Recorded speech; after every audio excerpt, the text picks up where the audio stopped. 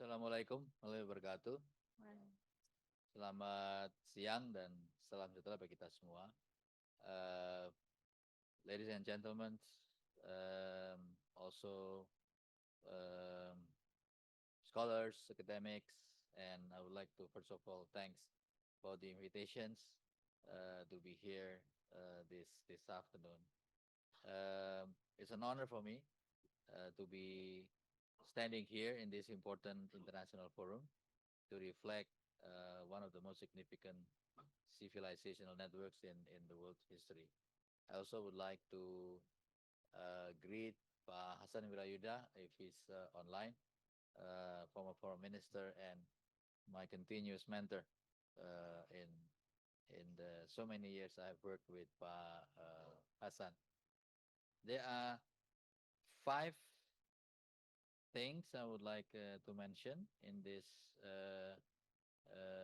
event. I think the first one is about the spy truth itself, the network beyond commerce.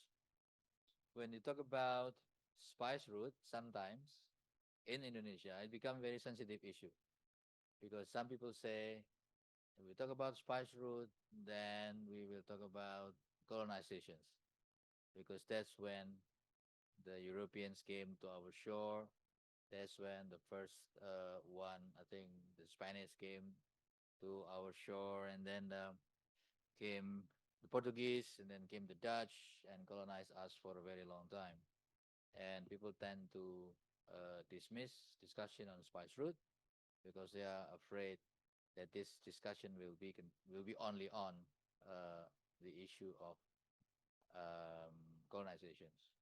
But if we are looking at the facts, if we look at the history, spice routes actually was there since I think second and third century, so long before the European came uh, to our shore. So it's not just about the issue of European comings to our islands and monopolizing the trade, but it is also worth reminding to us that the spice route is something that goes way beyond that. Sometimes we need to reassure ourselves because the other countries are providing reassurance for their own history, like China, for instance. China is very proud of the voyage of Admiral Zheng Ho. And Admiral Zheng Ho's voyage is only 14th century, all right? Whereas our spice route are long before that. And you can see in the marking of Borobudur that actually is represent the life of Indonesian people at that time. So it is important for us to look at the spice route just beyond the European so-called discoveries to our shore. It is very important that we are looking at the fact that in the first, second, third century, the traders from Nusantara, or called Nusantao at the time, the traders from South India, the traders from probably China, the traders from the Middle East, they all have been trading among themselves, and they have been actually be part of the spice routes since those time. And secondly, I want to talk about maritime civilizations. I had a very interesting discussion with Gita Wiryawan in the latest Gita Wiryawan podcast Endgame, and we talk about so many different things. One of them about maritime history, and I spoke to him that we are maritime nations that are agricultural. Indonesia adalah bangsa maritim yang agrikultur. I give you the example, the evidence, the number of fishermen. 3 million? 4 maybe? The number of farmers? easily can go to 14 million, 15 million. Okay, so it's very interesting uh, illustrations of the fact that we are the largest archaeological country in the world, the largest maritime nations in the world, the largest in Southeast Asia, of course, but we are depending more on terrestrials. We are not depending on the food from the sea. Our culture is we eat tempeh, right? And we have to buy uh, the the soy from the United States. So our tempeh, while it looks the soy gitu ya, actually it's imported product. Okay. Uh, if you look at that every day we eat tempeh, uh, it's very luxurious item. We have to import tempeh. Why don't we just had ikan kembung, which has more omega than salmon? Don't know why. You need expert. You need to look at this. We we are more depending ourselves on the issue on the food, you know, more on the terrestrial issue. Um, we also uh, look ourselves as not a builder of the vessels. Um, we do have lots of galangan kapal shipyards across Indonesia, but I asked a couple of experts, do we have a book or manual on how to build pinisi vessel? We don't have, because if I check with a colleague from Makassar, they will go to Bira. The expert in Bira, Pak, ahlinya di Bira. How many of them? Just a few. They're elderly. Younger generations, they have to do apprentice. How many of them? Not so much. They are more interested in probably TikTok, social media, doing this, doing that. But we don't have a record. Or maybe they are, I don't know. But this is one of my obsessions.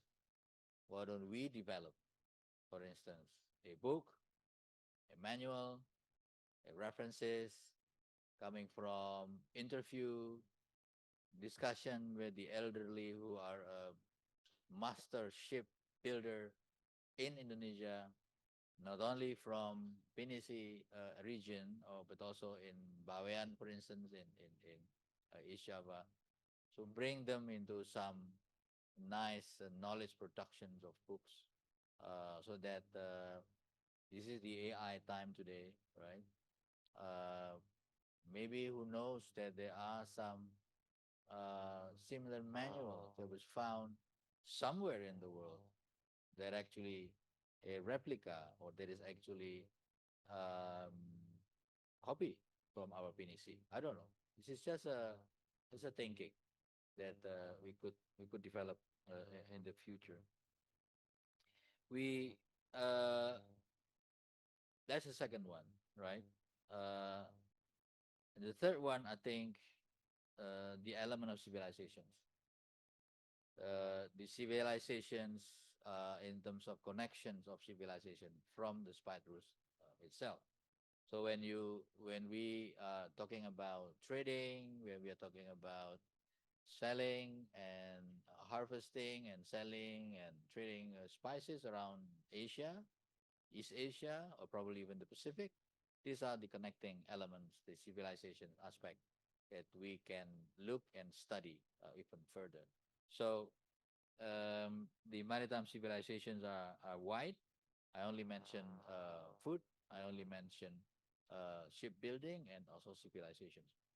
I went to the United Nations Ocean Conference in Nice in June, last June. And Indonesia was asked, and we are now part of what they call the Blue Food Alliance. And we were also one of the founders, along with Madagascar and France, the Global Seaweed Alliance. So these are going to the blue food. These are going to the alternative of the terrestrial that we are seeing today.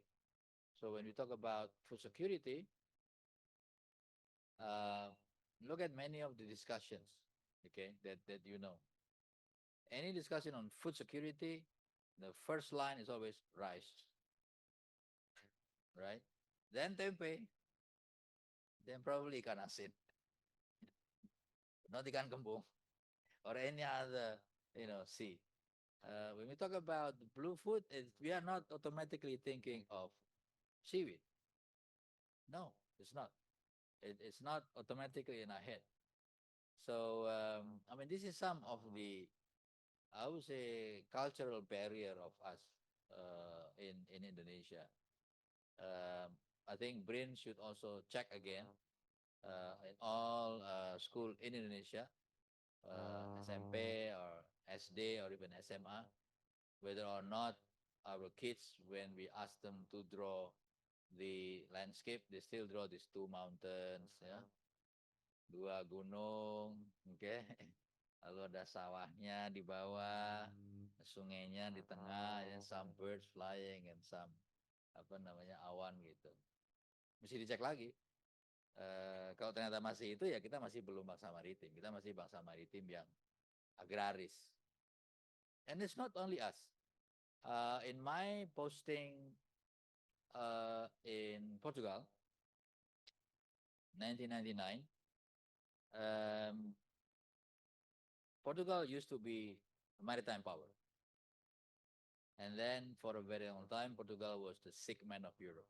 Portugal was very poor, socialist, left-leaning, economy is so bad, no more capacity of shipbuilding, and Portugal lost the maritime history. Now, when the government fall, the socialist communist government fall, and then the part of the European Union, the government realized that. So what they did, and what they do is very interesting. Every month, all the kids who study or who live in the mountains, they took them to the sea. Tiap bulan. Have excursions.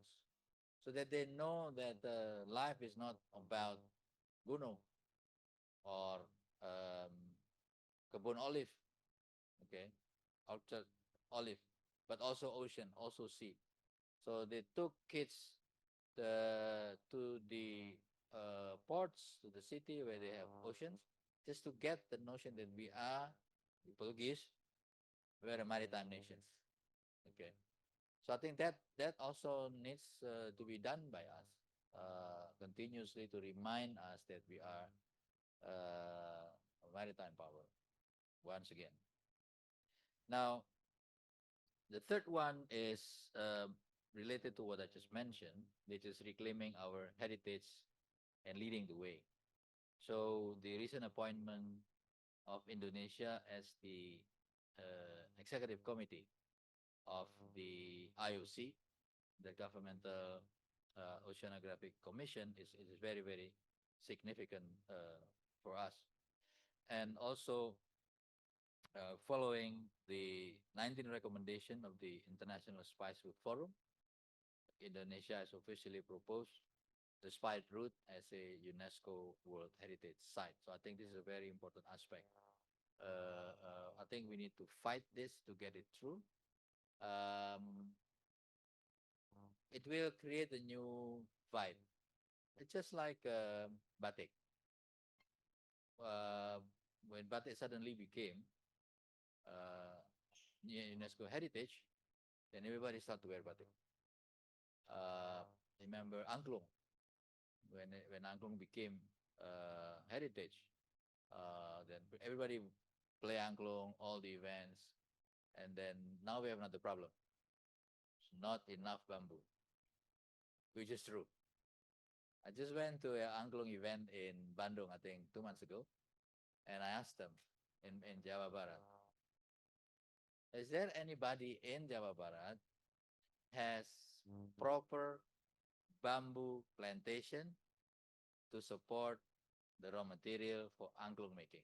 The answer is no. Is there any proper bamboo plantation in Indonesia? No, we don't have. It is very sad, I would say.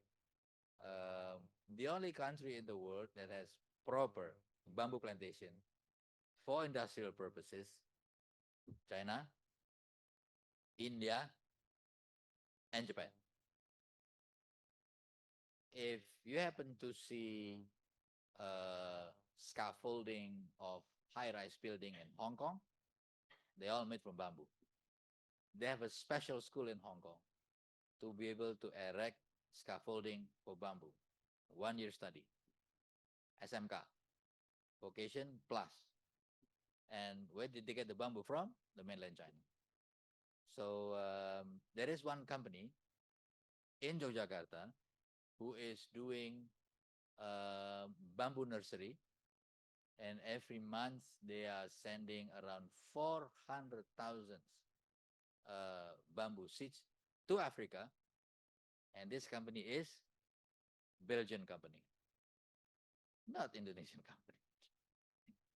And I asked them, the guy named Pak Mark. Pak Mark, di bambu Indonesia bagaimana, Pak? Oh, susah, difficult. Why? Because when I asked people, he said, do you want to have bamboo plantation? I said, no, bambu banyak. So many bamboo at the back of my house, in the street, the river, somewhere, but no one takes care of bamboo. Okay, and this is part of our culture.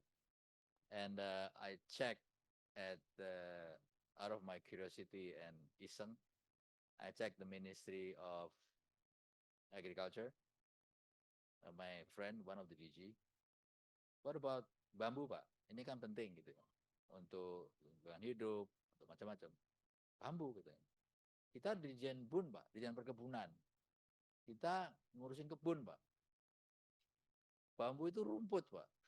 Which is true. Bambu is a grass. So, Dirjen Perkebunan tidak ngurusin rumput, ngurusinnya kebun. So, I went to KLHK kan. Oh, kita ngurusin hutan, Pak. Kita nggak ngurusin bambu. So, in our country, the largest species of tropical bamboo in the world, we do not have a proper bamboo plantations. And bamboo will increase water table 7 meters up. Bamboo absorb more carbon, which you can sell in carbon sequestration more than trees, normal, 30% more. And you need to cut the bamboo to grow. And the price of all materials like this in Europe, when you talk about bamboo flooring, is 55 euros per square meter. So, while we are digressing, from the issue of discussion today, what I'm trying to say is that once an issue become World Heritage, like spice root, or like angklung, or like batik, then it will catch on because it become by itself an advertisement, and hopefully it will create a new bond, a new feeling for our younger generation. I still remember with Pak Rameo before in Menko Maritim, we had an event to send the best Indonesian high school student in Jabodetabek. We ran a ship, and then from Jakarta, we went to, I think, Babel, 500 of them. So when we were together, myself with Pak Safri, we asked question. How many of you can swim? 15. How many of you have been in boat? 50. So out of 500 kids in Jakarta, only 15 can swim. Only 50 have been on a boat. And we are the largest arts-splotty country in the world. We are the largest maritime country in the world. So it's all your fault, yeah. So all budayawan, all this, I think we need to do something about this. Now, number four, innovation in the modern spice route. So we have already the roots. We understand where they are, what the function in terms of um, connecting local communities, right? So I think now this connection can be replicated in different issues: digitization, startups, something that's still linked to the spice, which is organic materials. So organic spices. So now you have to add Ibu, organic spice fruits. This is expensive stuff now. In Europe, everybody wants organic. Okay, there are so many stores in Europe, organic shops, and they are very very expensive stuff. And today we are signing a trade agreement with European Union.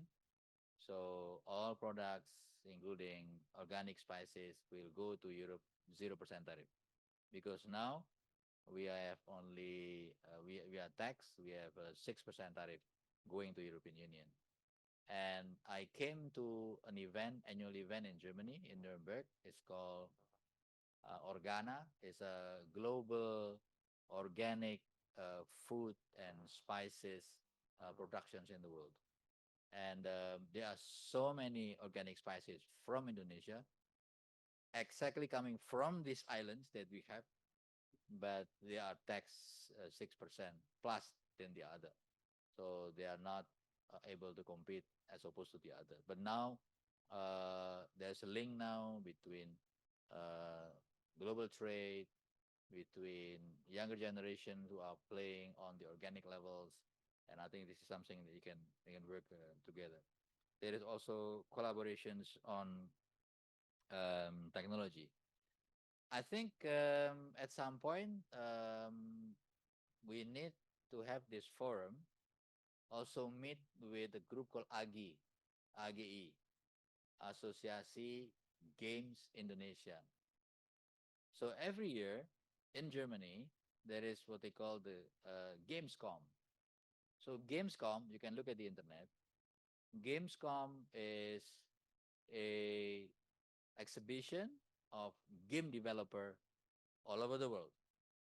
Normally around 15 Indonesian startups coming to Germany to sell their service of making games. Um, any of you have heard Coral Islands? Ada game namanya Coral Islands. 50 million users. This guy is part of this thinking itu. Oceans. Jadi dia bikin game tentang Coral Islands. So very well used globally. Check it out. So having meeting with these people will give you an idea to create connections of new ideas. Okay. Um, these are a very interesting development in the technology you can develop. Climate change is another issue that we can develop in terms of the new agenda of the spice route. Now, the last part that I want to touch is what we need to do. Okay, I don't really like to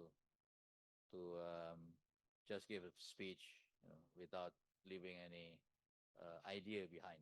All right. So number one is creating new cooperations that can leverage this shared history to develop opportunities. Tourism, for instance, you can develop with tourism industry a tagline, spice route tourism. Okay, so you can work with the local governments, where all the spice routes are coming from. You can also do tourism in different form. Okay, maybe not all these spots, but at least something that you can develop together. Research, domestically that I propose, uh, naval architectures, developing some kind of a manual of pinnace ships building or any other traditional ships building in Indonesia. So this is something that you can have a look. Educations in terms of how we revisit our younger generations of perceptions on us as a nation.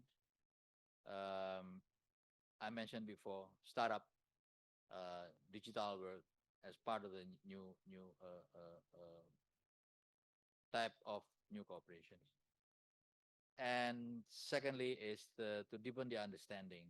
So recognizing the spice route not only as an element of colonization, but longer time span, deeper meaning, more wisdom than just European discoveries.